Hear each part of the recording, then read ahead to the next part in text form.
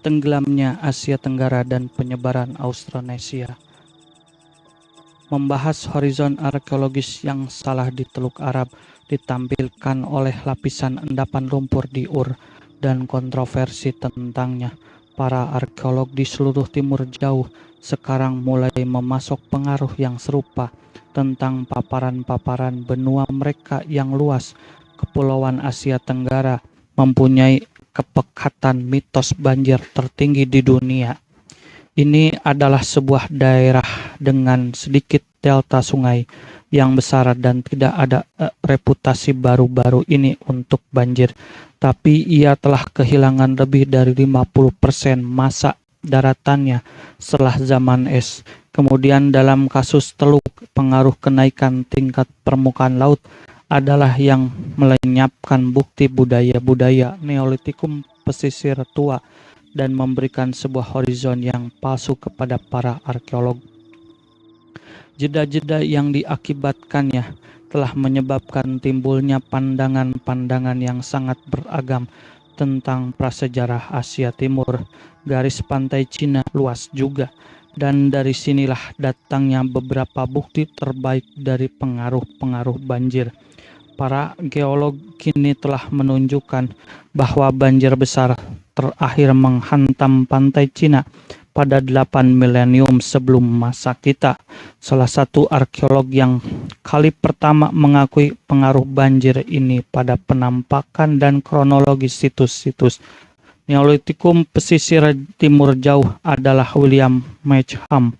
Bekerja di Hong Kong sejak 1970 dan dengan rekan-rekan setempat, Meacham telah membuka sebuah jendela pada banyak situs Neolitikum di pantai Cina Selatan.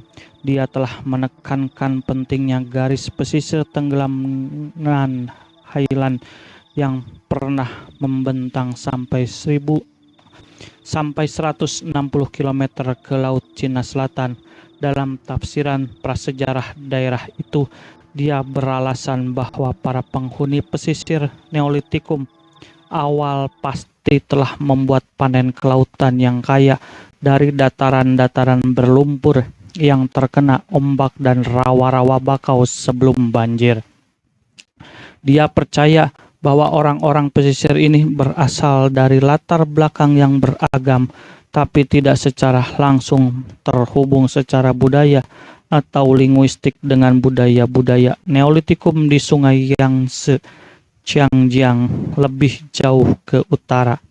Selama pengaruh pertama periode pasca glasial 10.000 sampai 5.000 tahun lalu, tingkat permukaan laut antara pesisir Cina Selatan dan Vietnam mengalami pola yang sama dari segi kenaikan mendatar dan kejatuhan sebagaimana di Teluk Arab.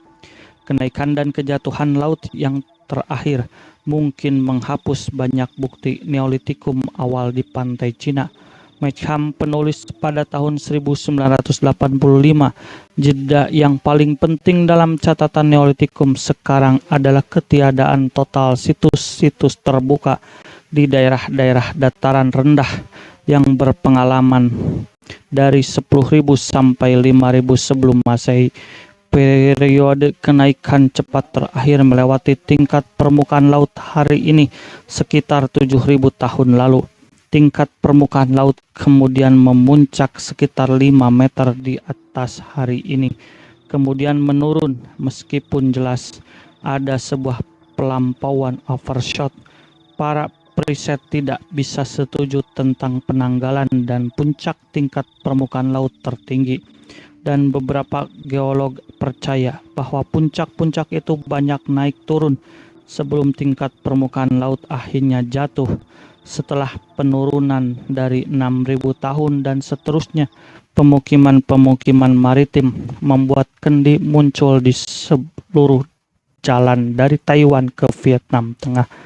Charles Higham, sebagian besar di Thailand, menyatakan bahwa pemukiman-pemukiman ini hanyalah relokasi orang-orang maritim yang telah tinggal di daerah ini tapi terkena banjir. Budaya-budaya pesisir dalam hipotesis ini akan secara terus-menerus membangun kembali selama dan sesudah banjir Argumen Higham berdasarkan kurangnya bukti orang-orang pindah dari tempat manapun dan kemiripan-kemiripan budaya tertentu dengan yang sebelumnya ada, yaitu budaya-budaya Hobbins, para Neolitikum yang jauh lebih tua, jauh lebih dalam di pedalaman Vietnam. Baru-baru ini, para arkeolog telah menemukan bukti langsung yang menarik tentang pengaruh banjir ini pada pemukiman pesisir yang memberikan pandangan yang berbeda tentang pemukiman manusia di sepanjang pantai Cina Selatan. Cerita bahwa penemuan-penemuan itu mempunyai kemiripan yang aneh dengan saga tentang lapisan endapan lumpurnya Sir Leonard Woolley yang telah dijelaskan sebelumnya. Sekitar 90 pemukiman Neolitikum di gundukan pasir pesisir berumur 7.000 tahun telah ditemukan di daerah-daerah muara Sungai Perth dan Pulau Hainan di dekat Hong Kong.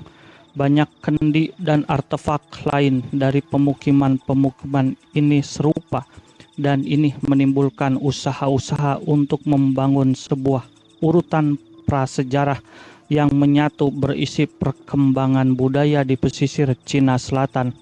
Pada satu ekstern, 4 fase atau lapisan perkembangan telah dapat dibedakan. Sebuah pandangan yang lebih sederhana diungkapkan oleh Li Guo dari Zhongshan University of Guangzhou. Menurut Li Guo, hanya ada 2 fase budaya utama di antara banyak situs Neolitikum. Fase pertama bersamaan dengan periode langsung setelah kenaikan cepat laut, ketika tingkat permukaan laut tepat melewati tanda masa kini. Fase ini berlangsung selama dari sekitar 7.000 sampai 5.750 tahun lalu. Fase kedua dimulai setelah penurunan tingkat permukaan laut dan berlangsung dari sekitar 4.850 sampai 3.550 tahun lalu. 2 fase ini terpisahkan oleh sebuah lapisan endapan lumpur sampai 150 cm tebalnya yang dapat digambarkan oleh Li Guo. Antara fase yang pertama dan kedua, dalam banyak situs utama ada sebuah lapisan steril yang mungkin disebabkan oleh perubahan-perubahan tingkat permukaan laut. Lapisan steril ini dapat menggambarkan sebuah ketidakbersinambungan budaya, terutama ketika mempertimbangkan budaya material dari fase kedua itu. Dalam fase pertama, tembikar dicat merupakan yang paling umum. Fase yang kedua mengandung tembikar geometris yang lembut.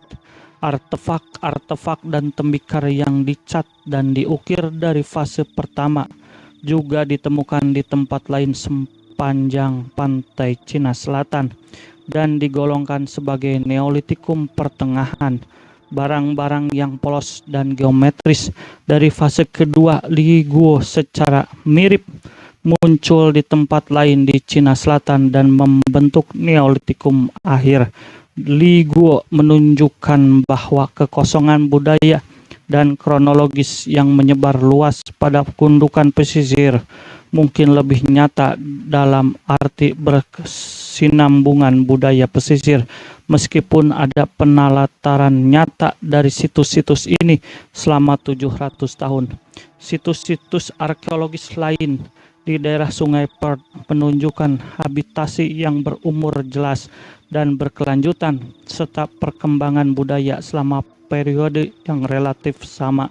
Kontras ini dapat dilihat dari perbedaan antara pemukiman yang terbanjiri dengan yang tidak terbanjiri, serupa dengan orang-orang Ubaid yang hidup selama 1000 tahun di Eridu selama banjir yang menenggelamkan bagian ketika tingkat permukaan laut tepat melewati tanda masa kini. Fase ini berlangsung selama dari sekitar 7.000 sampai 5.700 tahun lalu, yang ditemukan di pesisir Cina Selatan mewakili sebuah jendela arkeologis pendek ketika laut meninggi melewati tingkat permukaan laut hari ini. Situs-situs Neolitikum pesisir awal yang berasal dari ribuan tahun yang lalu sekarang tidak akan bisa diakses jauh di atas dataran-dataran berombak dan di bawah Laut Cina Selatan. Banyak dari artefak yang ditemukan di pesisir Cina Selatan dalam endapan-endapan Neolitikum pertengahan di bawah lumpur bahkan mempunyai rekan-rekan fungsional.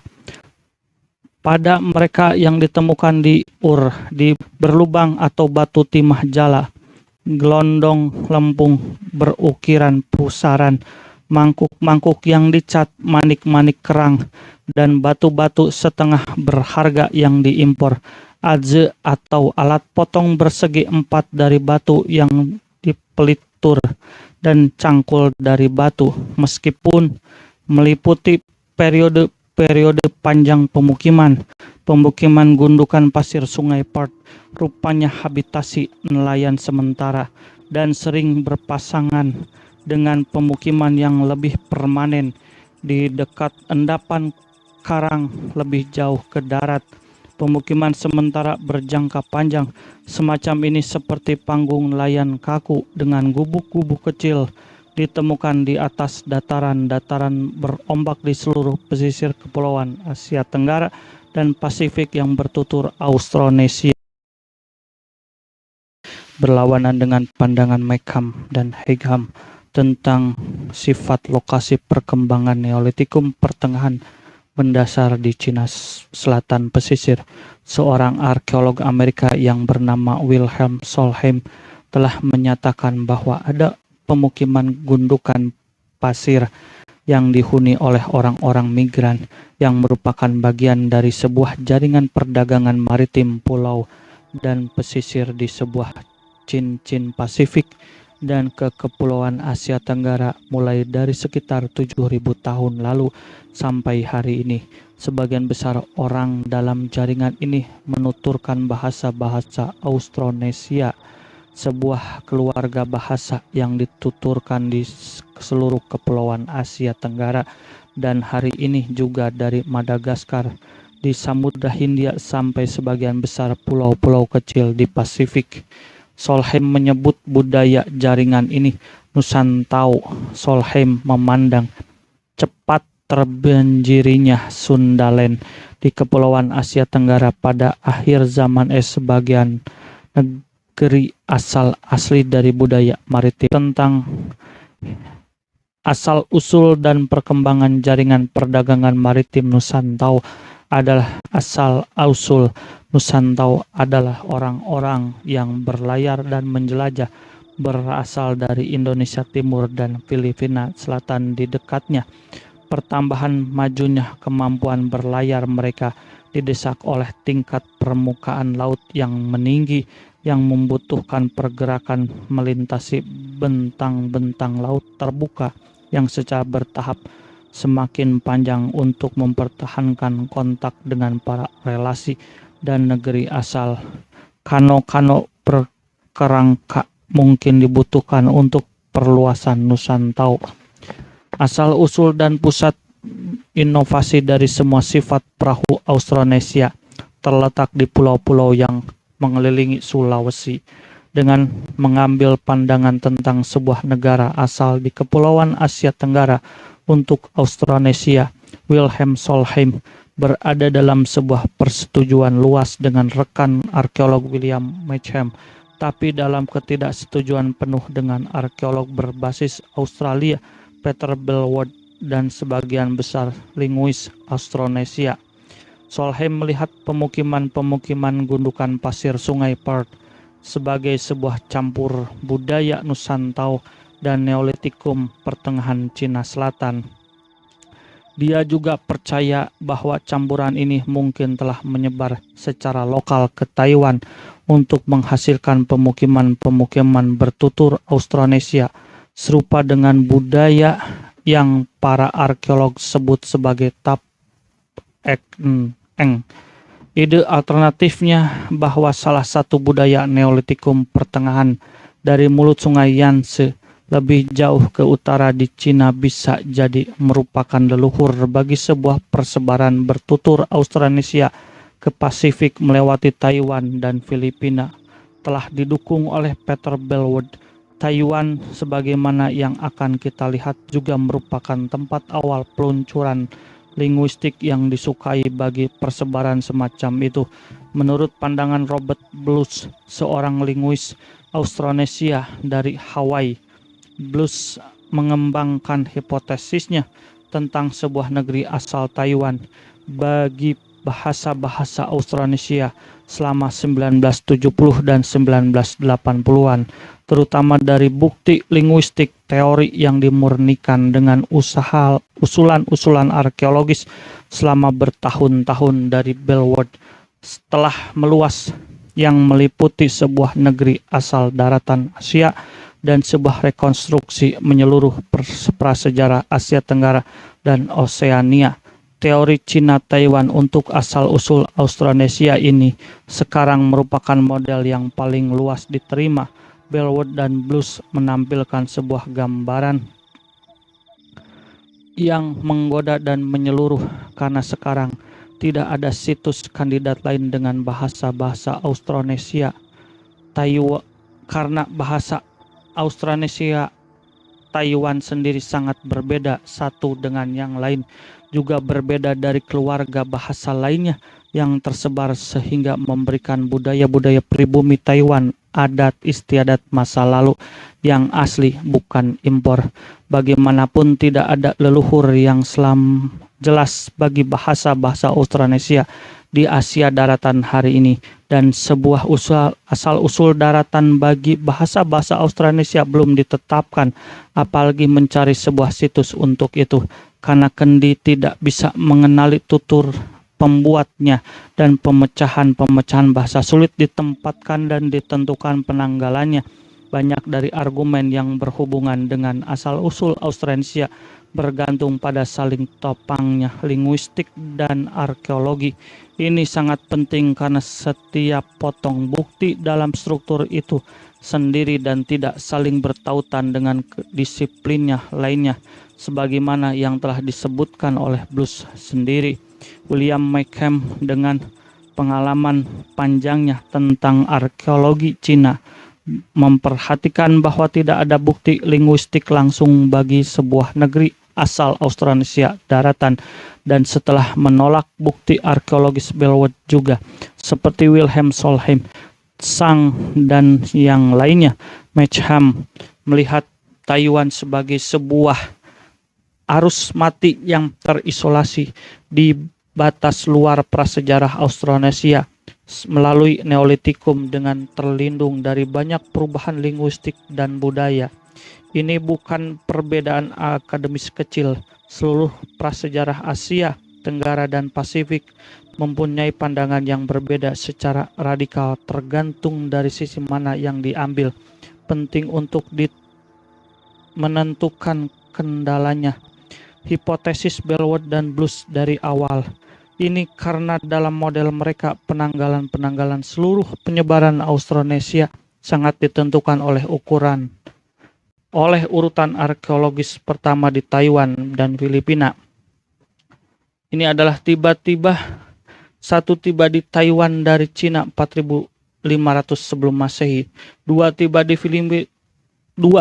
Filipina dari Taiwan 3000 sebelum Masehi, 3 Filipina Selatan 2000 sebelum Masehi, 45 prasejarah Asia Tenggara dan Oseania lainnya harus mengikuti sebuah jadwal geografis dan kronologis yang sangat ketat, berakhir dalam sebuah penyebaran cepat ke Pasifik 3500 tahun lalu. Selama sebuah periode yang mungkin kurang dari 200 tahun, banyak aspek arkeologis Oseania dan Asia Tenggara yang tidak mendukung jadwal ketat ini.